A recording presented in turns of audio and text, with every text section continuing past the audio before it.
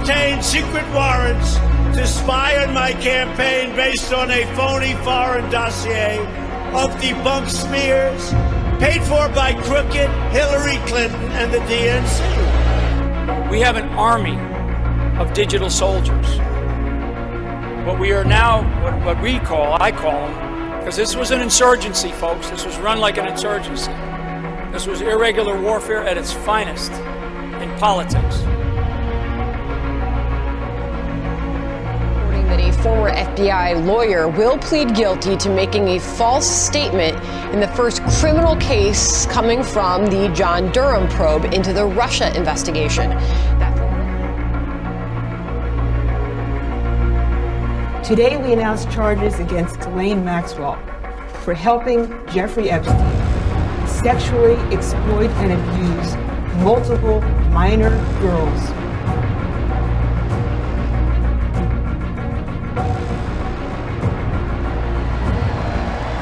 Our radical Democrat opponents are driven by hatred, prejudice, and rage. They want to destroy you, and they want to destroy our country as we know it. Not acceptable. It's not going to happen.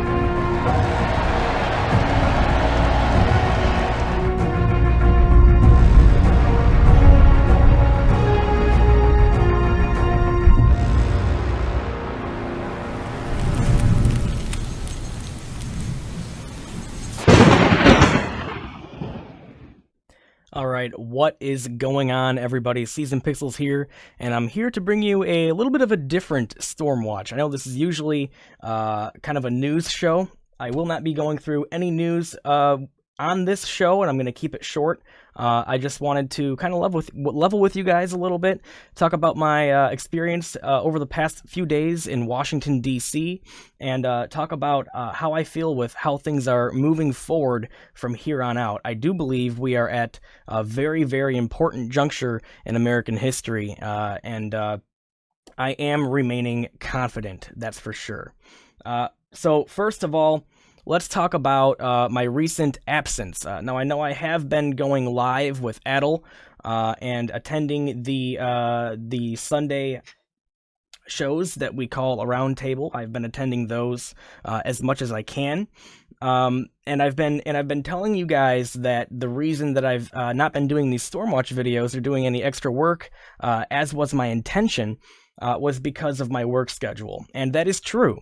But there are also other factors at play that are personal to me, and I decided to keep them personal because I did not want anybody to be concerned about me, and I did not want to share information that had nothing to do with really what was going on.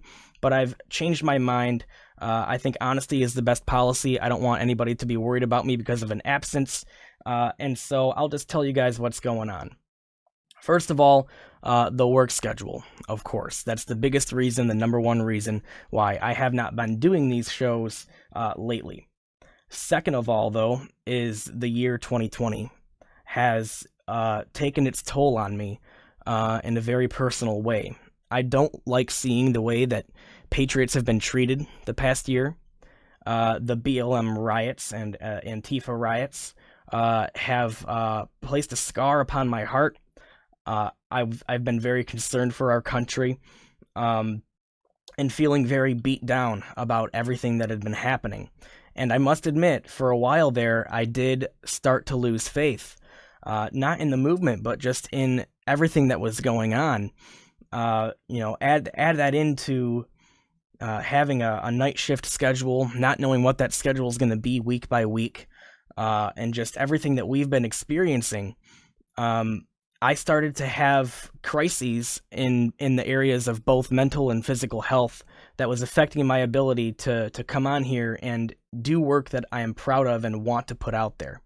And I was unsure about where I stood as far as everything that was happening, and I did not want to share something or my points of view if I was not fully confident in what I was telling you. Long story short, I did not want to accidentally bullshit people. So I'm back. My confidence is restored, and Soko and I are going to be doing a show tonight talking about all the happenings that we've been seeing. So far, it's been a crazy day. And I can't wait to go through all that stuff. I'm currently still wrapping my mind around a lot of it. We're going to go through some of the early Q drops. We're going to go through some of the happenings that have happened today. We're going to go through some threads, some Twitter posts, some interesting things.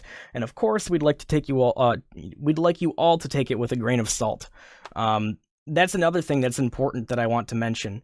I know that a lot of people see me as, one of the OGs.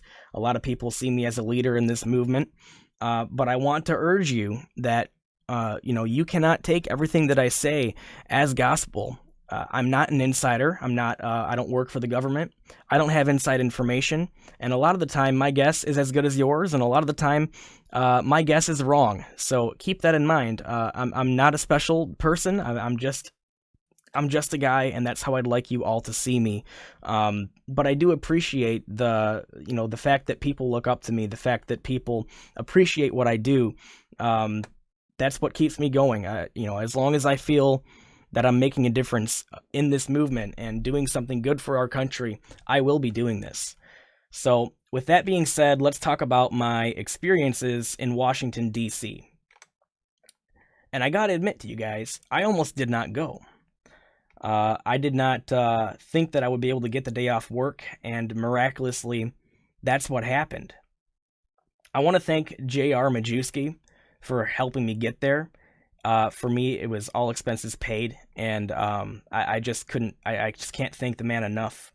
Not only for helping me be there, but for helping everybody be there. He had a big group of people that he helped get there that would not have been able to be there if not for him, and I commend him very strongly for that. J.R. Majewski is a good man, and if I see anybody out there smearing him like one person had done, I'm gonna take issue with that, because the man has a heart of gold, and he gets things done. He's a man of action, not of just words. So, JR, if you're out there watching this, much love to you, brother. You're the best. Now let's talk about my actual experiences. I'm so glad that I went. If I ever have, I don't plan on having children at any point in time in my life, but if I do end up with children and grandchildren, they will be hearing about this trip. They're going to know that Papa Pixels was there at one of the craziest moments in American history, and one of the largest gatherings, maybe the largest gathering of patriots in Washington, D.C. in American history. Meeting all these people that have watched me throughout the couple years that I've been involved in this was an honor of a lifetime. I value everybody that watches me on here. I value their opinions. I value them as people, and it was just so touching to meet them and to be able to give everybody a hug and just hang out with people and get to know them. It was that was one of the greatest experiences of my life.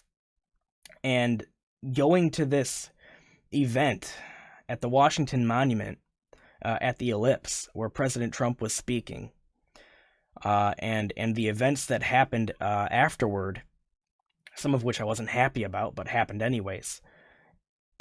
For people who weren't there, it literally felt like I was in a movie. I'm a short guy, so I had to kind of get on my tippy toes to see the extent of how many people were there. But the entire grounds of the Washington Monument and all of Constitution Avenue was shoulder to shoulder at one point. The events that transpired that day, I will always remember very, very vividly. It's hard to put into words. It's kind of, you just had to be there. And I've got lots of footage of it that maybe I can play later on when Soko and I go live. Hopefully we can make that happen tonight. But I don't even know what to say. The sound of the crowd and how united everybody was, and how passionate everybody was for this president and for this country, was heartwarming.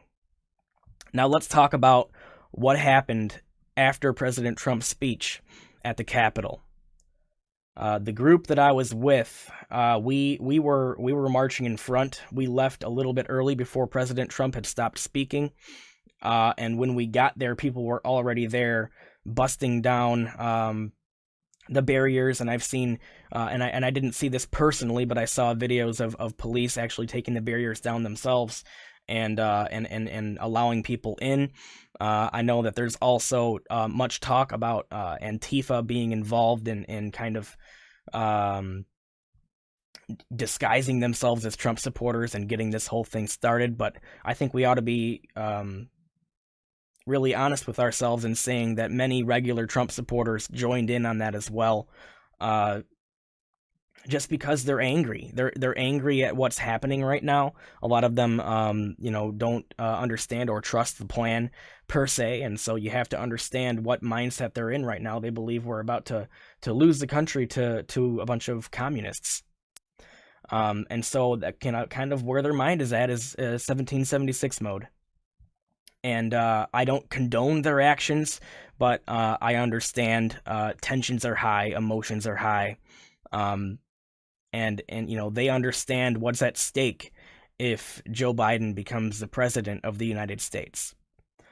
So that's really all I wanted to say to you guys. Look for me in SoCo tonight. I'm hoping that we can make that happen for all of you and go through some of the awesome happenings that have been going on, because let me tell you, I was concerned. I was very concerned with how things were going and whether or not it was actually going to happen. But those concerns, at least for me personally, are now gone based off of what I've seen in the past 2 days. So everyone, hold the line, keep the faith, keep supporting President Trump, and ultimately, we're going to make it happen. We will have our country back, because it's the only option as far as I can see. So much love, everybody. I apologize for my absence. Like I said, my work schedule is just the tip of the iceberg as far as the personal issues that I've been going through this past year, and especially within the past 4 or 5 months. It's been the hardest year of my entire life, but also the best in many regards. So I just want to thank all of you from the bottom of my heart for supporting me, for supporting 5x5, and for supporting every other person who does the types of things that we do here. I want to communicate to everybody, now is not the time to give up. Now is not the time to capitulate. Now is not the time to allow your emotions to control your thinking. I do believe we are on the precipice. We're very, very, very close here. And now is the time to really have faith. Have faith. Trust President Trump, and overall trust God. I think this is going to happen, and I can't wait to see it. And I'm sure you all feel the same way. It's been a long, long, long time coming. So I'm just kind of lost for words at this point. I'm going to go ahead and hop off here. I'm going to get this uploaded to Restream so it goes out to everybody. And I'll hopefully see you all later on tonight on 5x5. So with that being said, this has been Season Pixels. I've kind of leveled with you guys a little bit, and been super honest with what's going on with me and what's been going on. And can't wait to see you all tonight live. So like I said, much love, and we'll see you later. Have a great rest of your day, and thanks for watching.